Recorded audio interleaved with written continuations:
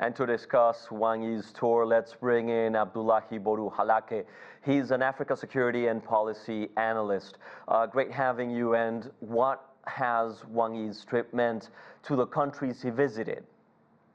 Thank you so much, Diego. I think it means a lot. I mean, like Robert said in that piece, this is a 35 years of engagement between China. This is uninterrupted, and it is the foreign minister's 57th trip since 2013. That just shows how it's uninterrupted. Just to give a sense of the countries that he visited, Namibia, from where Robert was reporting, is the third largest producer of uranium, and it also is a maritime partner with China.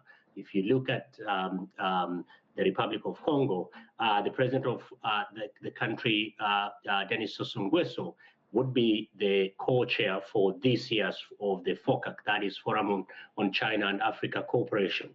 Nigeria, it's one of the largest countries on the continent, but also I think we have to bear in mind that Nigeria is the biggest player in West Africa, where China has constructed the ECOWAS's headquarters, that is the economic community of that region. So I think in Chad, you see the French troops just leaving the other week, and China coming in and speaking with Chad and making that relationship a strategic relationship, which means China is not looking at just business partners. It also wants to be an active player in peace and security.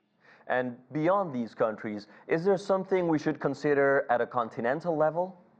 Of course, we have to, because what you have to bear in mind is in the United States now, we have the presidency, the second term of former President Donald Trump, who is coming in.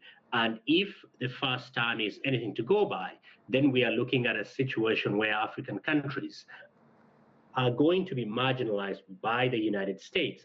And you have an interrupted diplomatic relationship with China that can really now take it to the next level. More importantly, also, some of the regions on the continent are experiencing serious economic downturn, and then China could really be an important partner in all this.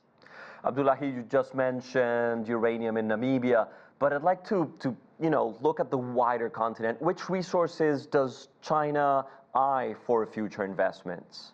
I think what China is doing, if you really want a good exploration of what China is trying to do, is you just need to look at the Tazara, that is Tanzania and Zambia railway, which is a 1,860 kilometer railway that China built in the 1970s.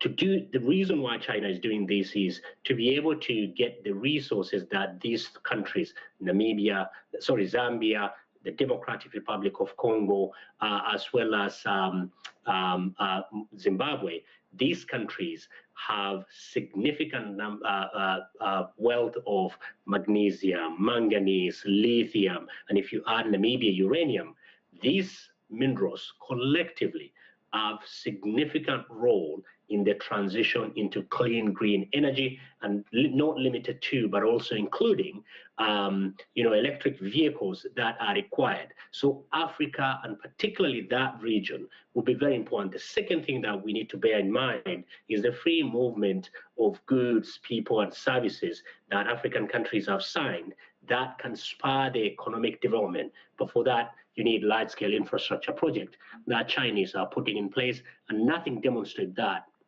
than the Tanzania-Zambia railways. I see. There were also military exchanges and agreements signed. How are you analyzing, how are you looking into these agreements? These are very important because you cannot have development when you have insecurity and various parts of the country. Just let's take an example of Chad, where the foreign minister was.